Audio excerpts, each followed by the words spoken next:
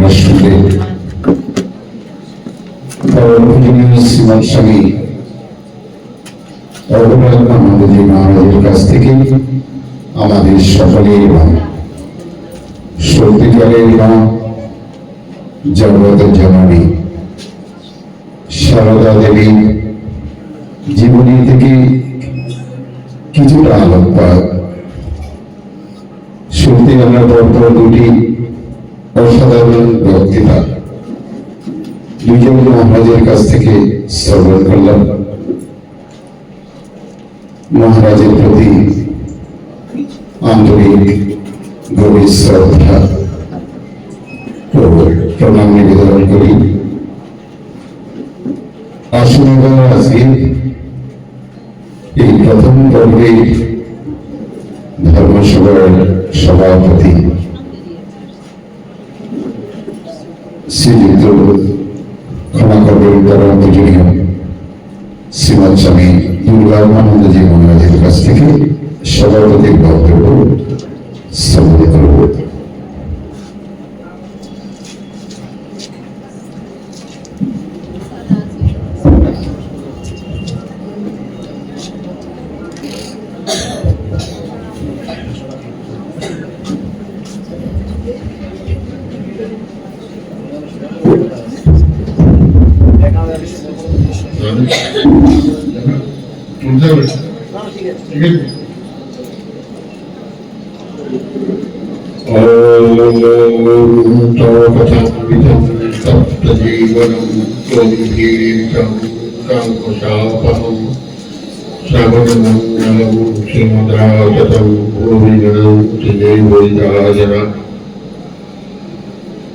উপস্থিত সুধীবৃন্দ,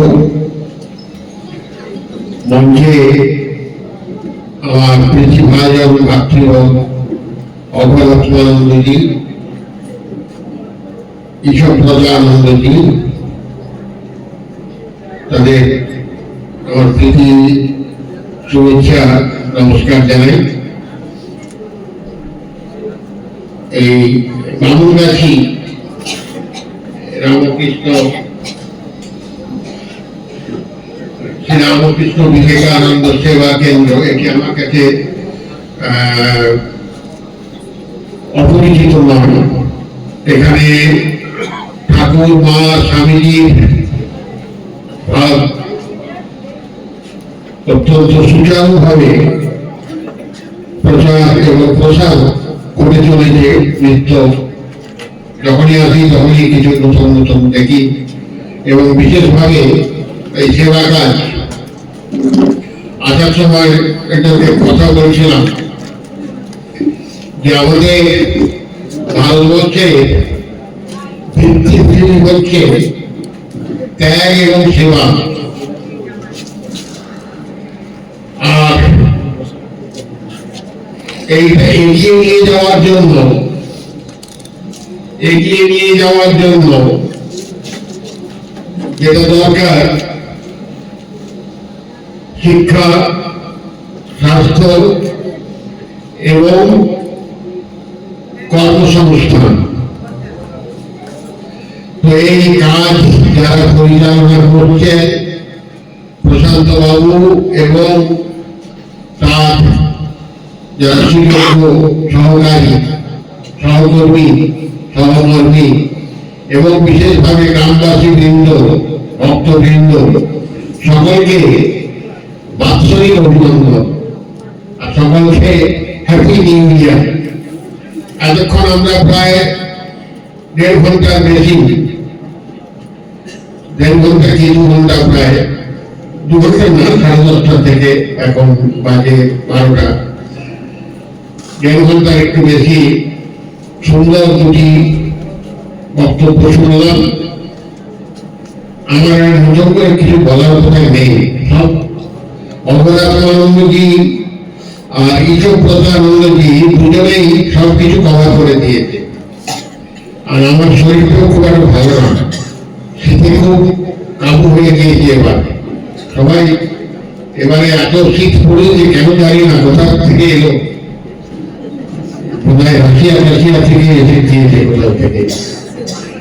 বরফ টরফ নিয়ে এদের এখানে বাংলায় ফেলে দিয়ে গিয়েছে চক্রান্ত করে, এখানকার ভাষায় চক্রান্ত, সব চক্রান্ত, শিক্ষার উপরে যে চক্রান্ত।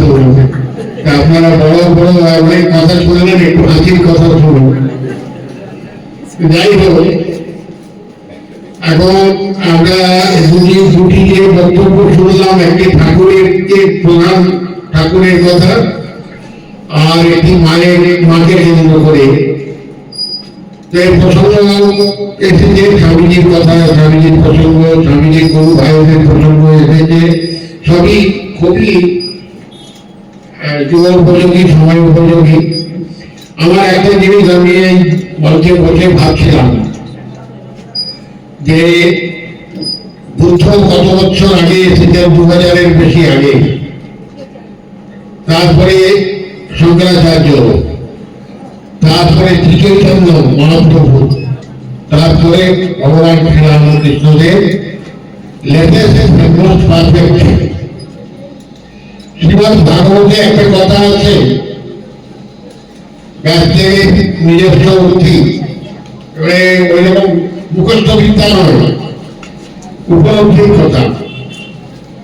অবতারদের কথা বলতে গিয়ে তিনি ব্যাসদেব বলেছেন, এতে জানিস বাবা পুরুষ কৃষ্ণস্থ ভগবান স্বয়ং।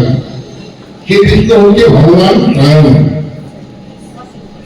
আর আমাদের এই বর্তমান যুগে এখনো 200 বছর হয়নি ভগবান শ্রীরামকৃষ্ণদেবের আবির্ভাব।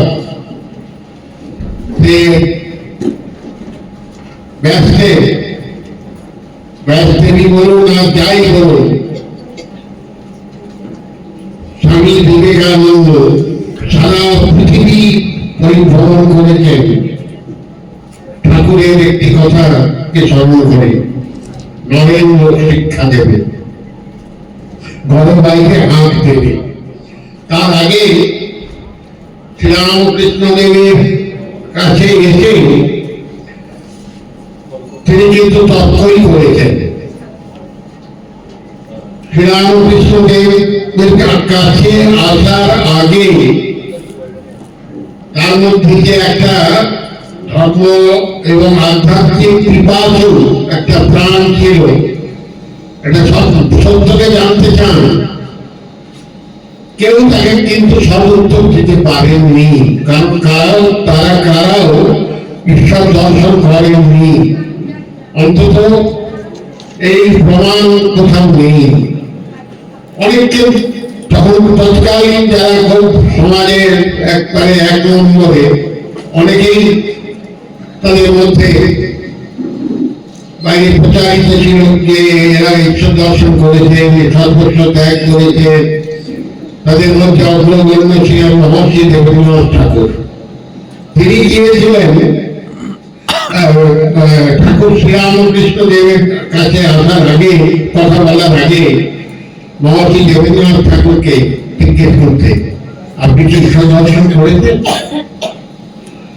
মহর্ষি দিয়ে তিনি ঠাকুরকে, ওই স্বামীজিকে অন্যরকম উত্তর দিলেন।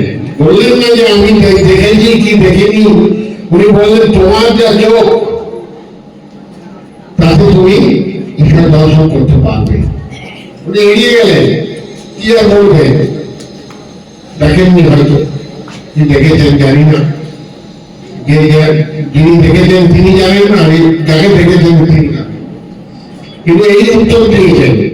কিন্তু নরেন্দ্রনাথ, তৎকালীন নরেন্দ্রনাথ কিন্তু কোন সলিউশনে আসেননি। তিনি বলেছিলেন যে তার এক আত্মীয় বলেছিলেন যে নরেন, তুই সত্যি যদি ধর্ম জীবনে, ধর্ম প্রসঙ্গ, আধ্যাত্মিকতার লাইনে যেতে চাও, এদিক ওদিক না ঘুরে তুই দক্ষিণেশ্বরে রামকৃষ্ণ পরমহংসদেবের কাছে যা, তার সব কিছু প্রশ্নের উত্তর তুই পাবি। এবং সেটা সবকিছুই একেবারে যেমন আজকাল যেমন সব প্রোগ্রামিং করা থাকে কম্পিউটারে, সেরকম সবকিছুই করা আছে। শ্রীরামকৃষ্ণদেবের আবির্ভাব হবে, স্বামীজি তার প্রায় 30 বছর পরে জন্মাবেন। কলকাতায় একটা বিরাট ভোগের জায়গা, কলকাতা তখন ভারতবর্ষের রাজধানী, সেই কলকাতায় নরেন্দ্রনাথের জন্ম হবে এত বিশ্বনাথ দত্তের পুত্র হিসাবে, এবং প্রাচ্য এবং পাশ্চাত্য শিক্ষায় শিক্ষিত হবেন। শুধু পাশ্চাত্য শিক্ষায় শিক্ষিত নয়, পুঁথিগত বিদ্যায় নয়, তিনি শিক্ষিত হবেন তার বিচার নির্দেশ মতো। তিনি খেলাধুলো করেছেন, তিনি সাঁতার শিখেছেন, গান বাজনার কথা তো ছেড়েই দিলাম, অন্যান্য যে সমস্ত বিদ্যা সমস্ত কিছু তার স্কুল কলেজের বিদ্যা ছাড়াও সিলেবাস, যাকে আমরা বলি out of syllabus, extra curricular activities সব কিছু করায়ত্ত করেছেন তিনি। স্বামীজি ছাত্রা অবস্থায় যখন তিনি BA/FA ফার্স্ট ইয়ারে পড়েন, তখন তিনি eastern western history, eastern western philosophy সমস্ত কিছু পড়েছেন। বিজ্ঞান কিছুদিন মেডিকেল কলেজে তার এক বন্ধুর সঙ্গে গিয়ে মেডিকেল কলেজে ক্লাসও নিয়ে করেছেন। এরকম প্রতিভা এই জন্মেছেন। আবার সপ্তগুণী শ্রীরামকৃষ্ণ বলছেন এই ভোগের জায়গা কলকাতা, সেখানে এরকম সপ্তগুণী ছেলের জন্ম আশ্চর্য। কিন্তু শ্রীরামকৃষ্ণের কাছে তিনি এসে তর্কই করে গেছেন, শ্রীরামকৃষ্ণের কাছে তিনি তর্কই করে গেছেন। আপনি ওসব দেখেছেন, ও মনে ভুল, হয় না, আমাকে দেখিয়ে দিতে হবে। তারপরে তো কত বিপর্যয়, কত কি হয়েছে, পৃথিবীও হয়েছে, তার আইন ধরা জলাঞ্জলি দিয়েছিলেন সেতে। এবং শ্রীরামকৃষ্ণকে কোনদিন কিচ্ছু বলেননি যে তুমি এই করবে, তুমি সেই করবে, তুমি এইভাবে জব করবে, এইভাবে ধ্যান করবে, কোনদিন কিচ্ছু বলেন। রং দিয়ে দেওয়া, তুমি তোমার মতো নিজের ইচ্ছে হলে বুঝবে। ধরেছেন যে আপনি বলুন, যে বাড়িতে সবসময় দেহদান ভূষণ লোকজন খাওয়া দাওয়া করতো, লোকজন আসছে, পিতা ছিলেন উদার হৃদয়ের মানুষ, যত হয় তার চেয়েও বেশি ব্যয়, কিছুই রেখে যেতে পারেনি, যে যা বলেছে সব লিখে দিয়েছে। এই কাকা কি বেটা কি দাদা, তুমি এটা দিয়ে দাও, দিয়ে তোমার কত কি করে দেবে, তোমার একটা বিরাট ছেলে। এইসব দেওয়াতে নরেন্দ্রনাথ তার বাবাকে একবার ঝগড়া করেছেন যে আপনি এত সব সম্পত্তি দিয়ে দিচ্ছেন, আমাদের জন্য কি রেখেছে?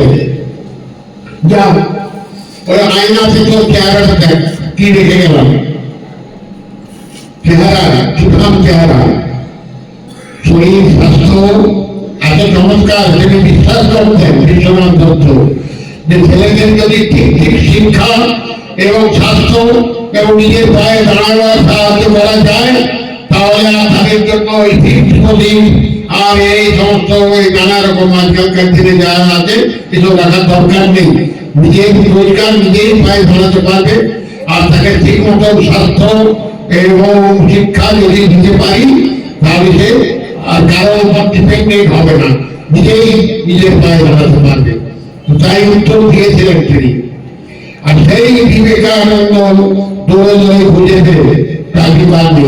তখন একটা কেউ নাম সই করলেও চাকরি পেত, কিন্তু অদৃষ্টের এই পরিহাস, তিনি চাকরি পেলেন, মানে পড়াতে পারবে না। বিদ্যাসাগর কোথায় স্কুলে, বিদ্যাসাগরের জামাই বললেন কেউ পড়াতে পারে না, কি করে পড়াবে? এরকম উচ্চ আধার কোথায় পাবে যে কাজকে পড়াবে? ঈশ্বরের ইচ্ছাই তাই সব কিছু হয়েছে। কিন্তু ঠাকুর যখন তাকে বললেন যে তুই মাকে মানিস, তুই যা নিজে গিয়ে মাকে বল, তুই মাকে বল গিয়ে, তাহলে চাকরি পাবে। তোকে তুই যা চাইছিস, মা ভাই বোনেদের জন্য তোর অন্য সংস্থান, তাদের অর্থ সংকুলন সব হয়ে যাবে। উনি গেলেন, নিরাজি হয়ে গেলেন মায়ের ভবতারিণীর মন্দিরে, একবার দুবার তিনবার, পর গিয়ে সেই ঘটনা সবাই আপনারা জানেন। উনি চাইতে পারলেন না মায়ের ওই আগে তো প্রতিমা দর্শন করেননি ব্রাহ্মণ সমাজের, সদস্য হিসেবে নিরাকারে বিশ্বাসী, সাজা মানবেন না টিপ্পণ করেছিলেন। কিন্তু ঠাকুর শ্রীরামকৃষ্ণের কাছে শুনছেন ভাই ব্রহ্ম আর শক্তি অভেদ, ব্রহ্ম আর শক্তি অভেদ। তাই তো যেদিন নরেন্দ্র কালী মেরেছিলেন সেদিন তার বড় আনন্দ। বেশ হয়েছে নরেন কালী মেরেছে, বেশ হয়েছে নরেন কালী মেরেছে। নরেন কি করলেন? মায়ের কাছে গিয়ে লাল কুমড়ো চাইতে পারলেন না, লাল কুমড়ো চাইতে পারলেন না। মা আমায় জ্ঞান ভক্তি বিবেক বৈরাগ্য দাও, তোমার ভুবন মহিনী মায়ায় আমায় মুগ্ধ করো না, আমায় জ্ঞান ভক্তি বিবেক বৈরাগ্য দাও। একবার নয়, দুবার নয়, তিনবার ফিরে এসে বলে কি রে মায়ের কাছে চেয়েছিস তো, ঠিকঠাক চেয়েছিস তো? না ঠাকুর পারলাম না। তখন তিনবারের বার তিনি বললেন যে যা, তোর কপালে সংসার সুখ নেই তা আমি কি করতে পারি বল? তবে এটা বলতে পারি তোদের আর মোটা ভাত কাপড়ের অভাব হবে না। বাবা আগেই বলে দিতে পারছি না, সব কিছু পরীক্ষা নিরীক্ষা করেছেন, তার বিশ্বাস তাকে মজবুত করেছেন, ব্রহ্ম শক্তি হবে এই জ্ঞান করিয়েছেন। শ্রীরামকৃষ্ণ কালী মেনেছেন, হাত তালি দিয়ে তিনি সারা রাত্রি গান গেয়েছেন। নরেন কালী মেনেছে, বেশ হয়েছে, নরেন কালী মেনেছে, বেশ হয়েছে। পৃথিবীর ইতিহাসে একটা ঐতিহাসিক দিন। বললেন যে নরেন কালী মেনেছে শ্রীরামকৃষ্ণের সাধনা, শ্রীরামকৃষ্ণের যে সাধনার একটা অঙ্গ পৃথিবীময় প্রচার প্রচার করার জন্য তিনি এই সাধনা করেছেন। শ্রীরামকৃষ্ণ তিনি মা কালীর মূর্তি পূজারী ছিলেন, মা কালীকে দর্শন করেছিলেন, মা কালীর সঙ্গে কথা বলেছিলেন। মা তোকে অন্যান্য সম্প্রদায়ের লোকেরা কিরকম ভাবে থাকায় কিভাবে পায় আমায় সব দেখিয়ে দে। শাস্ত্রে কি আছে আমি তো কিছু করি না, আমি তো কিছু জানি না, আমায় সব শিখিয়ে দাও। মা বেদান্ত আমায় শিখিয়ে দিয়েছে, বেদান্তের ব্রহ্মশক্তি ব্রহ্মসত্য যাওয়ার মিথ্যা তা আমায় বুঝিয়ে দিয়েছেন। সব কিছু তিনি বুঝিয়ে দিয়েছেন, উপলব্ধি করেছে, সব সম্প্রদায় সব ধর্ম সাধনা করেছে। তবে না তিনি বলতে পেরেছেন দৃঢ়ভাবে দাঁড়িয়ে যত মত তত ফল, সব ধর্মই সত্য, কোন ধর্মই অসত্য নয়। আর সমস্ত কঠিন কঠিন তত্ত্বগুলো এত সুন্দর উপমা দিয়েছে।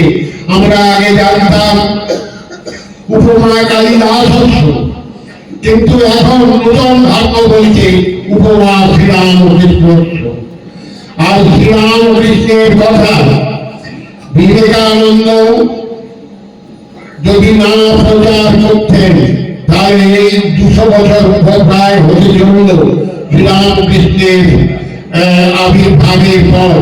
191 বছর পেরিয়েছে, এখনো পর্যন্ত সারা পৃথিবীর এমন কোন দেশ নেই যেখানে শ্রীরামকৃষ্ণ দেবের কথা মানুষ না শুনছে। কিরকম কি আমরা সবাই শুধু বলি শ্রীরামকৃষ্ণকে সবাই খুব মানে, শ্রীরামকৃষ্ণকে সবাই খুব মানে। আরে বাবা কেন মানে? তার মধ্যে কি আছে? একটা তিনি হলো দুটো হাত, মানব শরীর নিয়ে তিনি এই জগতে আবির্ভূত হয়েছিলেন। কিন্তু তার কথার মধ্যে ছোটখাটো কালের মধ্যে তিনি শুধু মানবিক ছিলেন না, তিনি দেবতা ঈশ্বর হয়ে এসেছিলেন। এবং তার মধ্যে সমস্ত কিছুই মানবের জন্য, সাধারণ মানুষের জন্য তিনি মানুষের হয়ে কথা বলেছেন, মানুষের জন্য কথা বলেছেন। আমরা একজন খুব ভালো কাজ করলে তাকে বলি এই একবারে আমাদের নিজেদের মনের কথা বলছে। শ্রীরামকৃষ্ণ ছিলেন জনগণের শ্রীরামকৃষ্ণ, মানব প্রেমিক শ্রীরামকৃষ্ণ। এখানে আজকে দিয়েছেন, বিষয়বস্তু দিয়েছেন প্রসাদ বাবু, যে আমাদের প্রেমের ঠাকুর শ্রীরামকৃষ্ণ, প্রেমের ঠাকুর শ্রীরামকৃষ্ণ। শ্রীরামকৃষ্ণ প্রেম অবতার। আমরা এতদিন জানি যে চৈতন্যদেব আমাদের শ্রী চৈতন্য মহাপ্রভু তিনি আচমকালে প্রেম বিতরণ করেছেন, আচমকালে প্রেম বিতরণ করেছেন। বুদ্ধ অহিংসার পূজারী ছিলেন। শঙ্করাচার্য তিনি নব বেদান্তের যে সমস্ত বেদান্তকে তিনি আবার নূতন ভাবে আবিষ্কার করেছেন, বা নূতন ভাবে তার আবিষ্কার, নূতন ভাবে বেদকে তিনি বৌদ্ধ ধর্মের পরে এই ভারতবর্ষে বেদ বৈদিক ধর্মকে পুনরুজ্জীবিত করেছেন। আর শ্রীরামকৃষ্ণদেব তিনি সমস্ত ধর্মের মধ্যে যে সমন্বয়, সে সমন্বয়ে করে দিয়েছেন যুগের প্রয়োজনে। ভগবান বুদ্ধদেব এসেছিলেন যুগের প্রয়োজনে অহিংসার বাণী প্রচার করতেন। এমন কথা বলতেন, এখানে লক্ষ ছাগ পশু বলি হচ্ছে, সেখানে গিয়েছেন যে আমাকে বলি দাও, এই ছাগ এই নিরীহ গোবেচারা জন্তু জীবকে মারবে না। আমি কিছু ভগবত চিন্তা করি, ঈশ্বর লাভ করেছি, আমাকে যদি বলি দাও তাহলে তোমাদের অনেক পূর্ণ হবে, আমি এক জীবন দিয়ে দিতে পারি। কিন্তু তিনি চোখ খুলে দিলেন। এই রাজা তিনি লক্ষ বলি দিতেন, লক্ষ বলি দেওয়ার প্রতিশ্রুতি দিয়েছিলেন। চৈতন্যদেব এসেছিলেন আচমকালে প্রেম নিবেদন করতে, আচমকালে প্রেম নিবেদন করতে। আর যুগের প্রয়োজনে আজ থেকে 191 বছর আগে কামারপুকুর এক অখ্যাত গ্রাম, সেখানে অতি সাত্বিক ব্রাহ্মণ, একটু আগে আমরা শুনলাম যেখানে ব্রাহ্মণের কোনো বাস ছিল না, যেই গ্রামে পাশের গ্রাম হরিসভা এই সমস্ত আছে, সেখানে অনেক সব চাপুচ্ছে, মুখার্জি, ব্যানার্জি এরকম সমস্ত আছে। তারপরে কায়স্থ বদ্ধি, ওখানে তো বেশি নেই, ওখানে আছে কামার, কুমোর, দুলে, বাগদি ইত্যাদি আছে। ইত্যাদি ছিল তেলি, একাদশ তেলি, এই সমস্ত তেলিদের বাস। আর সেইখানেই শ্রীরামকৃষ্ণ আবির্ভূত হলেন। এবং শ্রীরামকৃষ্ণ আবির্ভূত হলেন এবং সেখানে চন্দ্রমণি দেবী দেখছেন যে বিভিন্ন দেবতারা যখন তিনি আসন্ন প্রসবা মাতৃগর্ভে শ্রীরামকৃষ্ণ দেব, তখন নারদ মুনি, দেবর্ষি, এরা সব আসা যাওয়া করছে, দেখছে যে সব ঠিক আছে কিনা। ওই যে ঠাকুর, হাত চড়া ঠাকুর, এই গরমে ওদের তোর মুখটা লাল হয়ে যাচ্ছে, আয় বাবা একটু আমারই পান্তা খেয়ে না। সহজ সরল মানুষ, সহজ সরল ব্রাহ্ম মহিলা, তিনি আর কি বলতে পারেন, তার কাছে কিছুই নেই। পরবর্তীকালে আমরা দেখি যে মধুবাবু তাকে ঠাকুমা, শ্রীরামকৃষ্ণকে বাবা বলে ডাকতেন, যে ঠাকুমা তুমি তো কোনোদিন আমার কাছে কিছু চাইলে না, তুমি কোনোদিন আমার কাছে কিছু চাইলে না, আমার কাছে তোমাকে আজ একটা কিছু চাইতেই হবে না। কি চাইবো ভাই, সবই তো তোমার দয়ায়, সব আছে। এত সুন্দর গঙ্গার দিকে মুখ করে গঙ্গা দর্শন করছি, এত থাকার ব্যবস্থা, মায়ের প্রসাদের ব্যবস্থা করেছো, আর কি চাইবো না ঠাকুমা, আজ তোমাকে একটা কিছু চাইতেই হবে। তো কি আছে, 1 পয়সার যৌতা কথা বললাম, তখন মধুবাবু হাউ হাউ করে মায়ের ধরে কাঁদছে। এরকম মা না হলে এরকম ছেলে হয়?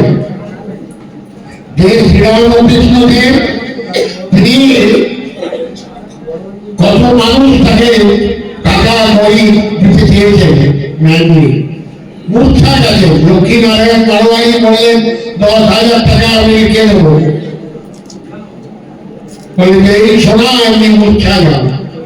আবার একবার চালিয়েছিলেন। হৃদয় একটা বাছুরকে মানুষ করছে, মামা এটাকে নিয়ে যাবো কামারপুরে, আমি আমার ইয়েতে শিওরে লাগানো একটু বড় হয়ে গেলি। যেই কোথায় শুনলাম যে কোথায় কলকাতা, কোথায় দক্ষিণেশ্বর, কোথায় কামারপুকুর আর কোথায় শিওর, হায় হায় যেই শরীর একবার চোখ উল্টে পড়ে গেলাম। হায় মানুষের মায়া কি আছে। এইটা বলছিলাম যে অবতার, দশ অবতার আছে, দশ অবতারে কৃষ্ণের কথা নেই। আবার দশ অবতারে আমরা যারা পুজো করি, সবাই যারা পুজো করেন, ভক্তরা যারা পুজো করেন, সেখানেও কিন্তু কৃষ্ণ তো নেই, আবার শ্রীরামকৃষ্ণও নেই। এতে অংশ বলা পুরুষ কৃষ্ণ ভগবান স্বয়ং। কৃষ্ণ হচ্ছে ভগবান, সবাই ওই কৃষ্ণের অবতার। আর ঠাকুর শ্রীরামকৃষ্ণদেব সম্পর্কে ব্যস্ত বলেছিলাম, স্বামীজি সারা দুনিয়া ঘুরেছে, শ্রীরামকৃষ্ণকে কোথাও বলেননি অবতার। শ্রীরামকৃষ্ণের সামনে যতদিন তিনি রক্তমাংসের শরীর নিয়ে ছিলেন, আমার বিশ্বাস শ্রীরামকৃষ্ণ এখনো সর্বোচ্চ আছেন। তিনি ডাকবেন, যিনি ব্যাকুল হয়ে অন্তর থেকে তাকে প্রার্থনা করবেন, তাকে ডাকবেন, তিনি আছেন, তিনি আসবেন, তিনি দেখা দেবেন, সকলকেই দেখা দেবেন। তো সেই শ্রীরামকৃষ্ণ সম্পর্কে এক ভক্তের বাড়িতে স্বামীজি তখন বেলুন মঠ করেছেন, রামকৃষ্ণ মঠ বেলুড়ে।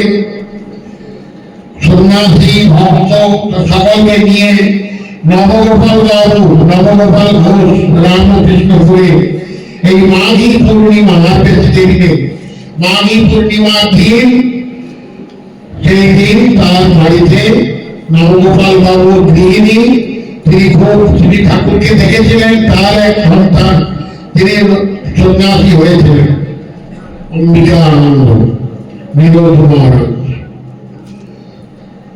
তো স্বামীজি নিজে মগ্ন পদে নৌকোয় করে খোল বাজাতে বাজাতে রামকৃষ্ণপুর ঘাট পেরিয়ে ওইখান থেকে খোল বাজাতে বাজাতে, গান গাইতে গাইতে, কীর্তন করতে করতে, দুঃখিনী ব্রাহ্মণী করে, কে সুই শোনাবো করে ইত্যাদি গান গাইতে গাইতে বাড়িতে এসেছে এবং যথাবিহিত সমস্ত উপচারে পুজো করে ধ্যানে বসলেন, প্রতিষ্ঠা করলেন শ্রীরামকৃষ্ণের প্রথম মূর্তি, এই মন্দির।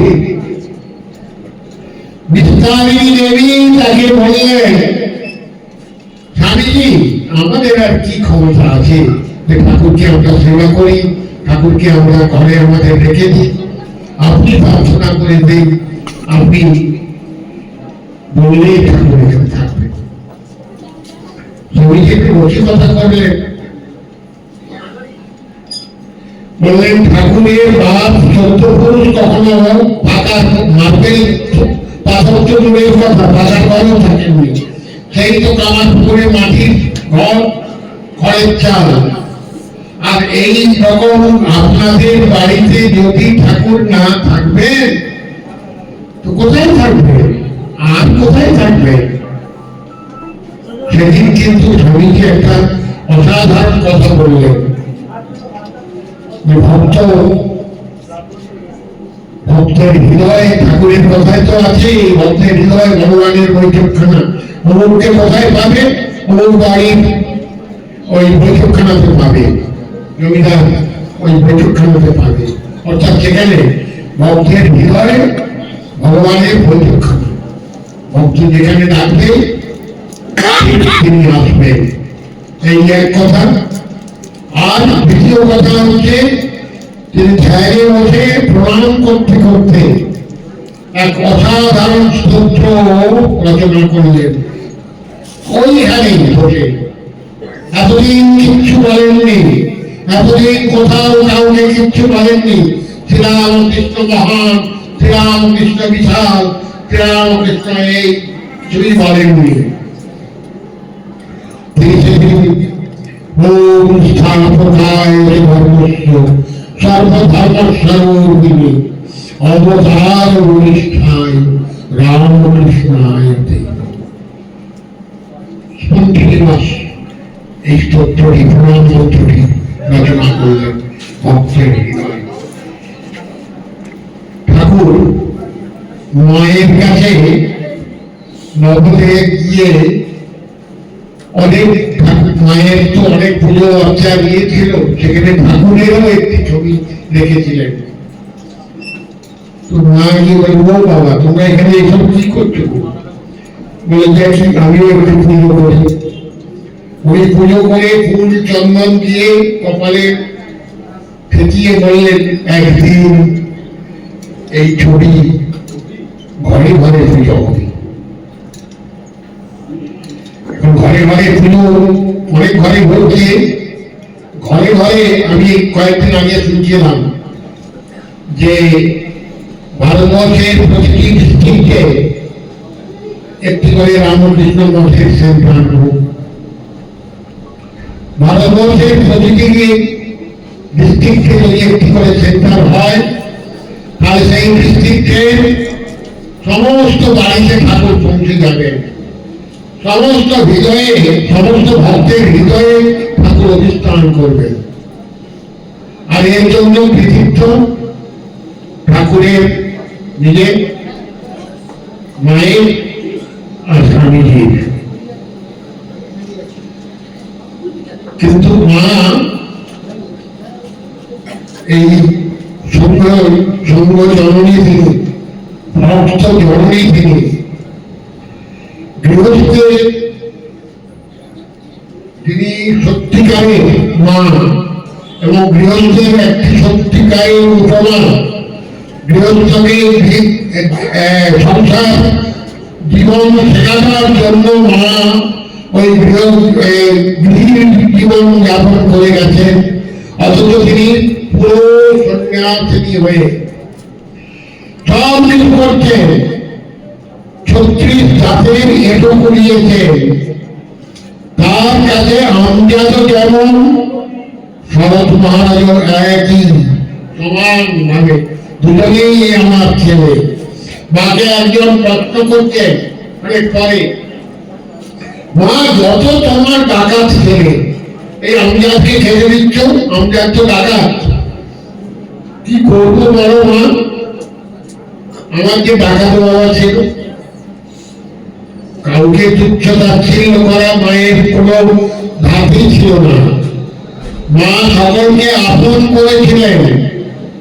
একটু আগে আমরা শুনছিলাম অবরাত্মানন্দজি, তিনি বলছিলেন যে মা কাউকে ছোট করতে পারেননি।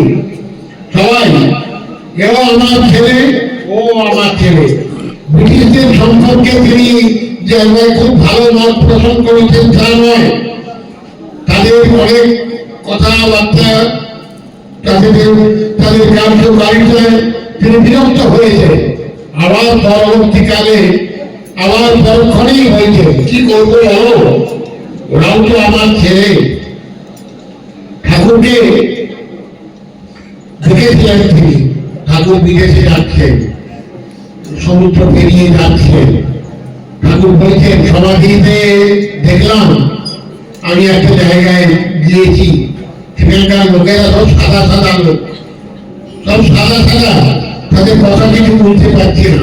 ঠাকুর বুঝাতে ইংরেজি কথা বলতে পারতেন, থ্যাংক ইউ ইত্যাদি। তখন বলবেন এটা উত্তর। বহুদিন আগের ঘটনা একটু মনে পড়ল। আমি তখন ব্রহ্মচারী, একজন মহারাজ আমেরিকা থেকে এলেন, এসে বললেন যে আরে বাবা ওদেশে সবাই ঠাকুরের কথা শুনতে চায়, স্বামীজির কথা তো আমরা বলছি সবসময়, বেদান্তের কথা বলছি, আমাদের সমস্ত সেন্টারগুলোর নাম বেদান্ত সোসাইটি, কিন্তু যেই আমরা আরম্ভ করি মায়ের কথা, তখন বলে আরো বসুন, আরো শুনতে চাই। ঠাকুর এবং মায়ের যে রিলেশন, এটা কি করে সম্ভব? এটা কি করে সম্ভব? ধর্মপত্নীর সঙ্গে জাগতিক কোন সম্পর্ক না রেখে পৃথিবীর ইতিহাসে এরকম দৃষ্টান্ত কোথাও আর নেই। এর অনুকরণ কেউ করতে পারবে না, এর অনুসরণ করা যায়। এর অনুসরণ করা যায় অর্থাৎ আমি পবিত্র থাকব, আমি সকলকে সমান চোখে দেখব, আমি সকলকে সমানভাবে ভালোবাসব, আমার মধ্যে কোনো বিভেদ থাকবে না, জাতি ধর্ম বর্ণ সম্প্রদায় সব সমান, প্রতিটি মানুষের মধ্যে দৈবত্ব আছে। স্বামীজি যা বলে দিয়েছেন,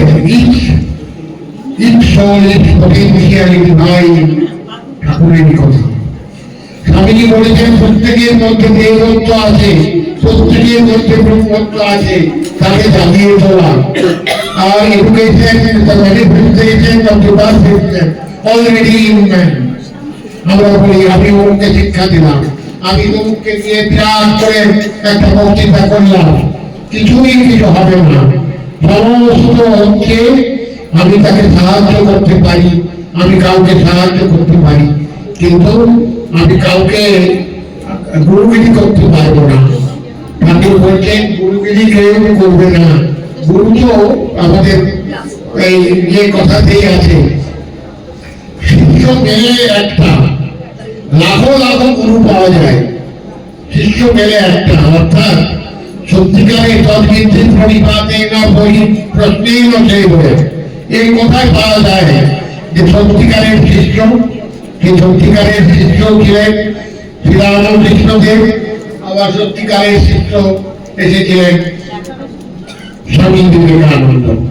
তিনি যার গুরুর আদেশ পালন করেছেন, ঠাকুর তার গুরুদের কাছে যেমন বৈরবী ব্রাহ্মণী থেকে আরম্ভ করে তো তারপরে সমস্ত কিছু শুনেছেন, আবার তার সমস্ত রকমের যত রকমের শিক্ষা দেওয়ার কথা গুরুদের তিনি শিক্ষা দিয়েছেন। গুরু ভাবে যখন তিনি ছিলেন তখন নিজের আপন গুরুদেরকেও তিনি শিক্ষা দিয়েছেন, যেখানে যেটা প্রয়োজন, যুগের প্রয়োজন, ধর্মের প্রয়োজন, ব্যক্তিগতভাবে প্রয়োজন আছে, বা সমষ্টিগতভাবে, জাতিগতভাবে, সামাজিকভাবে, বা যে কোনো ভাবে তিনি সব কিছু কিন্তু উজাড় করে দিয়ে দিয়েছেন। আর তথাপুরি তিনি তো মা কালীর মন্দিরে যাচ্ছেন না, তিনি এক সচ্চিদানন্দ ব্রহ্ম, অখণ্ড সচ্চিদানন্দ নির্বিকল্প সমাধিতে ওই দেব মূর্তি।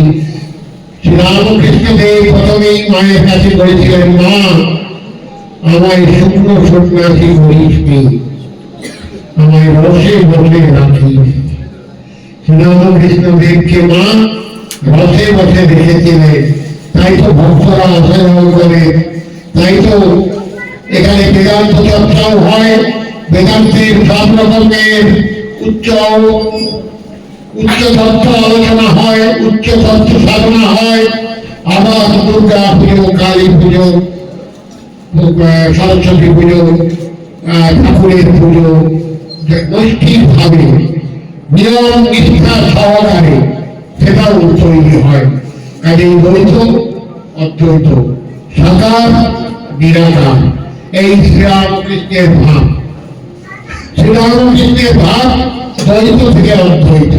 হঠাৎ করে আমি বললাম আমি কিছুই জানি না, আমি সোহম, আমি একেবারে অদ্বৈত বেদান্তবাদী, তাই কিন্তু হবে না। আগে তুমি দ্বৈত থেকে অদ্বৈত। শ্রীরামকৃষ্ণের ভাব হচ্ছে দ্বৈত থেকে অদ্বৈত। কখনোই শ্রীরামকৃষ্ণদেব বলেন আমার গায়ে কাঁটা ফুটছে আর আমি বলবো সোহম, সোহম, তা তো নয়। একটা প্রসেস আছে।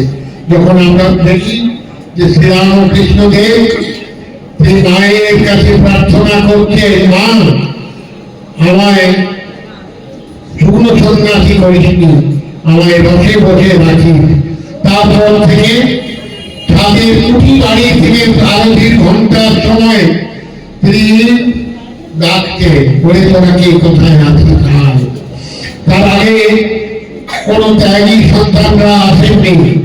ত্যাগী সন্তানদের দেখার জন্য ব্যাকুল।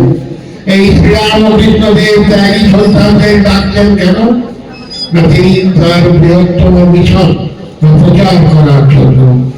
নরেন্দ্র তাদের নেতা, নরেন্দ্র যা বলবে তাই শুনবে। শ্রীরামকৃষ্ণ ইঙ্গিত দিয়েছে, নরেন্দ্রকে তাই তিনি বলেছেন।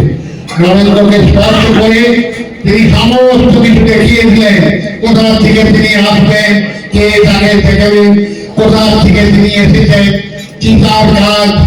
বাস আর বললেন কোথায় কি চাষ তুই সুখদেবের মতন নির্বিকল্প সমাজে গোল হয়ে থাকবো আর মাঝে মাঝে গ্রাসার সাধনের জন্য আসবো। তখন ঠাকুর তাকে তিরস্কার করলেন, তুই শুধু নিজের মুক্তি চাস। আমাদের কাছে একটা প্রশ্ন যে আমরা সন্ন্যাসী হয়েছি বা সন্ন্যাসী যারা হব, যারা ঈশ্বর চিন্তা করবো, যারা আধ্যাত্মিক জীবন যাপন করবো, তাদের কাছে শ্রেষ্ঠ কর্তব্য হচ্ছে নির্বিকল্প সমাধি, ঈশ্বরের গুরু হয়ে থাকা। এর চেয়ে বড় কিছু আছে? হ্যাঁ, এর চেয়ে বড় কিছু আছে।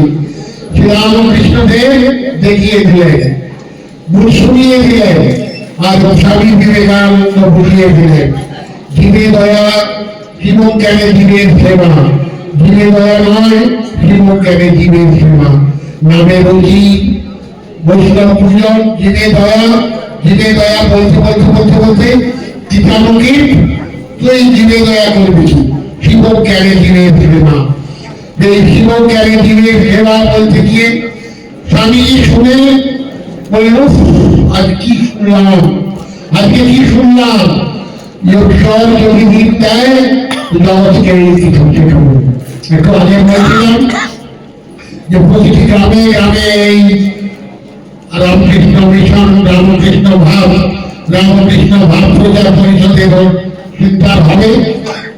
এই স্বামীজি বলেছিলেন ঠাকুরের কথা সূত্র ধরে যে আমি শেখাবো, প্রত্যেকটি মানুষের মধ্যে অনন্ত শক্তি আছে, প্রত্যেকটি মানুষের মধ্যেই দেবত্বকে প্রতিষ্ঠিত করতে হবে। তাদের শিক্ষা, স্বাস্থ্য, কর্মসংস্থান স্বামীজি যার জন্য বলছেন এই পৃথিবীর সমস্ত ধন সম্পদ যদি একটি গ্রামে ঢেলে দেওয়া যায়, তবুও সেই গ্রামে বা সেই সমাজে সেই গোষ্ঠীর কোনো উন্নতি হবে না। মানুষকে যদি আমরা শিক্ষিত করতে না পারি, সচেতন করতে না পারি, মানুষের মধ্যে যে অন্তর্নিহিত দেবত্ব আছে সেগুলি প্রতিষ্ঠিত করতে যদি না পারি, তাহলে কিন্তু আমাদের এই এত স্থান সজ্জা এত কাজেই সবসময় স্বামী বলছেন এডুকেশন এডুকেশন এডুকেশন। এই শিক্ষা এটা ওই ইউনিভার্সিটির শিক্ষা নয়, শুধুমাত্র ইউনিভার্সিটির শিক্ষা নয়, সেটাও দরকার।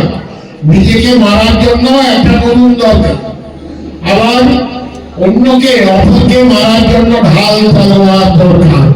অর্থাৎ যে জগৎকে শিক্ষা দেবে তাকে জগৎ সম্পর্কে ভালো মন্দ সব কিছু জানতে হবে, তাকে সব কিছু জানতে হবে। যার জন্য যেমন ঠাকুর সুন্দর করে কতদিন আগে দক্ষিণেশ্বরে বলে গিয়েছে, যাবৎ বাঁচি তাবৎ শিখি।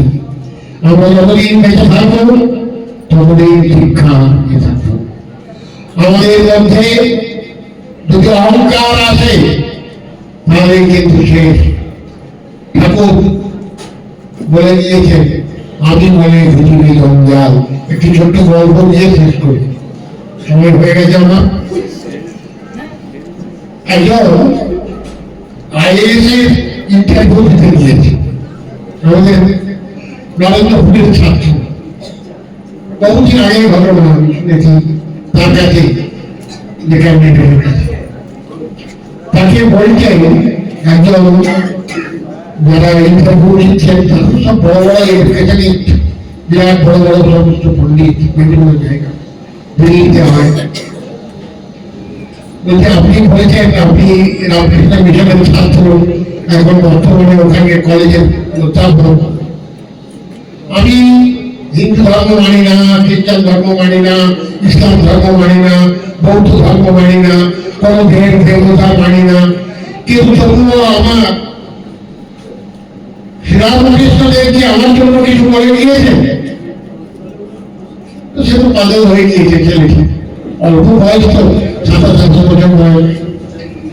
কি বলবে কি বলবে কি বলতে পারছেন না। আমাদের জন্য কিছু বলে যাননি। আমি তো নাস্তিক, আমি কোন ধর্মই মানি না, আমার জন্য শ্রীরামকৃষ্ণ দেব কিচ্ছু বলেননি। তাহলে শ্রীরামকৃষ্ণের আদায় মন্ত্রী শুনুন। তবে আমার জন্য বলেছেন, আমি বলে পৃথিবী জ্ঞান, এইটা যদি আমি প্র্যাকটিস করি তাহলে সমস্ত ধর্ম আমার কাছে আসবে। আর আমি যদি ওইটা যদি নিই, ওইটা যদি নিয়ে বসে থাকি, সব ধর্ম আমার কাছ থেকে চলে যাবে। কারণ ওই ঠাকুর বলে গেছেন